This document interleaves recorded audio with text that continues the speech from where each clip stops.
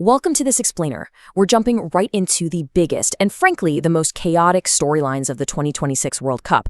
I'm absolutely thrilled you're here with us today because, wow, this tournament has just been delivering nonstop drama. And honestly, the boardroom drama has actually been rivaling the action out on the pitch, which is really saying something for a World Cup.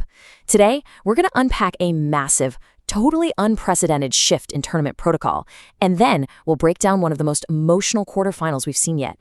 Okay, let's dive into this mystery.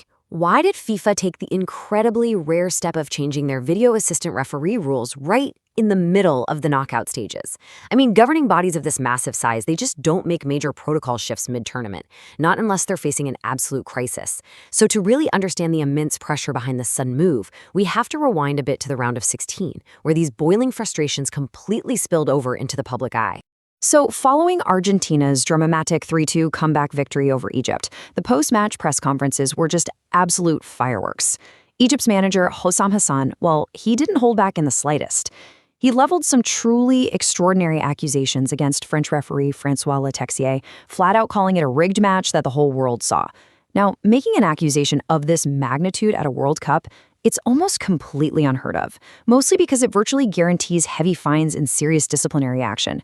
It takes an immense level of anger for a manager to publicly claim the official heavily favored the reigning world champions. And the thing is, it wasn't an isolated incident. The pressure cooker was whistling everywhere across the bracket.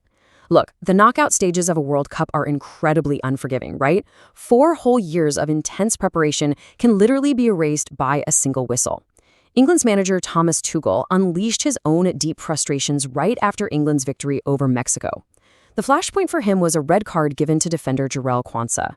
Tuchel aggressively complained that the officiating was entirely erratic, claiming a referee could just send a team out of the tournament at any given moment. He also pointed out that fourth officials were aggressively shouting at coaches for just putting a single toe out of the coaching zone. So the global temperature was rising, and it was rising dangerously fast. So here's our plan for today. 1. The refereeing crisis. 2. Inside the VAR shift. 3. FIFA defends the officials. And 4. Spain's dramatic quarterfinal. Section 1. The refereeing crisis.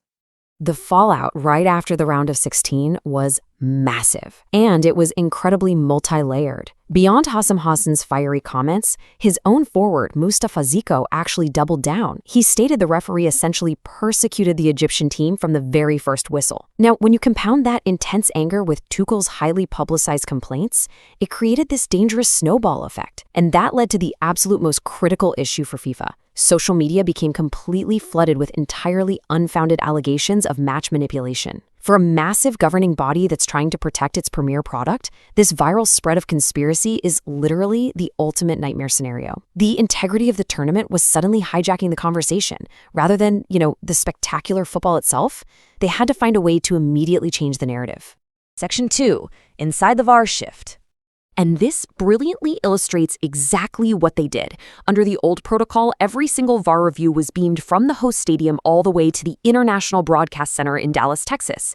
The officials sat in a remote video operation room hundreds or actually sometimes thousands of miles away from the action. But as that global pressure mounted, FIFA executed a massive operational pivot right mid-tournament. While Dallas definitely remains the primary hub, they made the incredibly demanding logistical choice to parachute a primary and a reserve VAR official directly inside every single stadium for the remainder of the knockout stage, deploying highly trained technical officials and establishing secure in-stadium communication networks on just a few days' notice. That shows exactly how seriously FIFA took this entire situation. So why does this hybrid system matter so much? Well, FIFA regulations are incredibly strict on this front. A World Cup match absolutely cannot be suspended simply because the VAR technology experiences a failure. Just imagine the sheer chaos of a World Cup quarterfinal being delayed for 20 minutes because a server in Texas momentarily went offline right before a crucial penalty check. By placing officials physically inside the stadium, a shift that officially kicked off at the France versus Morocco clash in Boston, by the way, FIFA created an ironclad safety net. If the connection to the Dallas hub drops for even a single second, the on-site officials instantly take over. It guarantees the referee can continue doing pitch-side reviews without any delay whatsoever, essentially neutralizing the risk of a technological blackout. Section 3. FIFA defends the officials. Now, FIFA certainly did not take all this mounting public criticism lying down. Chief Refereeing Officer Pierluigi Collina pushed back incredibly hard against the global fury. He drew a very firm line in the sand. His point was basically that debating subjective tactical decisions is totally normal. It's a natural part of football. But questioning the core integrity of the match officials, that is entirely unacceptable. He also shed some light on the very real, very dark consequences of these public narratives, noting that the viral uproar was actually leading to direct threats against the referees and their families. It was a pretty stark reminder of the very real human cost behind all this social media outrage. So the crucial point is how FIFA managed this from a PR perspective. It's fascinating. FIFA entirely separated their sudden VAR protocol change from the immense emotional backlash. Their official, unwavering stance is that the in-stadium officials were added strictly for operational security and technical redundancy, nothing more. As Collina firmly stated, absolutely no one, not even the highest-ranking FIFA executives, can influence the refereeing on the pitch. By distancing this really expensive tech upgrade from the cries of bias, FIFA basically attempted to bring the global focus squarely back to the safety, security, and integrity of the game itself. Section 4. Spain's dramatic quarter-final. Okay, let's walk through the tactical and emotional roller coaster of this absolutely phenomenal match at SoFi Stadium in Los Angeles. At the 30-minute mark, Spain's young phenom Lamine Yamal orchestrates a beautiful, sweeping move. He finds Pedro Porro, who pulls a perfect pass back to Dani Olmo. Olmo's powerful shot gets saved, but Fabian Ruiz is positioned perfectly to just smash in the rebound. At this point, Spain seems to be in complete control of the tempo. But then, at 41 minutes, completely against the run of play, Belgium's Kevin De Bruyne slips a pristine defense-splitting pass to Timothy Castagne. He crosses it brilliantly, and Charles de Ketelaere heads it home.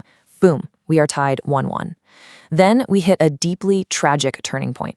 In the grueling second half, Belgium's absolute giant in goal, Thibaut Courtois, goes down holding his thigh. He tries desperately to play through the pain, but eventually he's forced to leave the pitch in tears, replaced by Sen Lammens.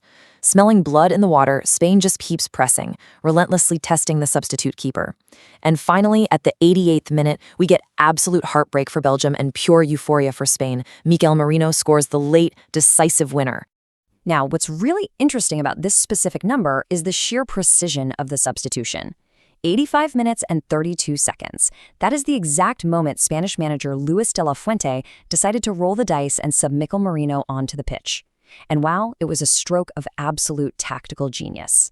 Less than 2 minutes later, at 87 minutes and 28 seconds, Spanish defender Pau Cubarsí fires a hopeful shot from distance. The substitute Belgian keeper, Sen Lammens, drops the ball right at his own feet.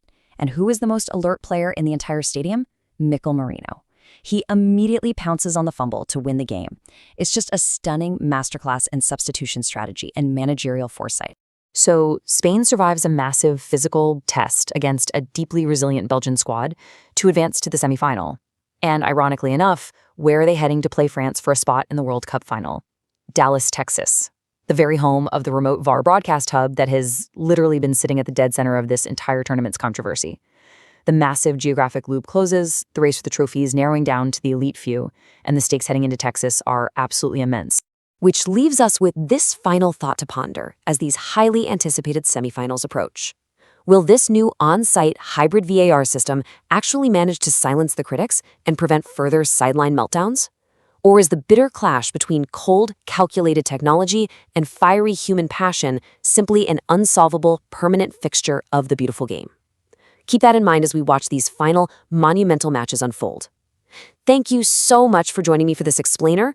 I really hope this helped you deeply map out the incredible chaos, strategy, and drama of the 2026 World Cup.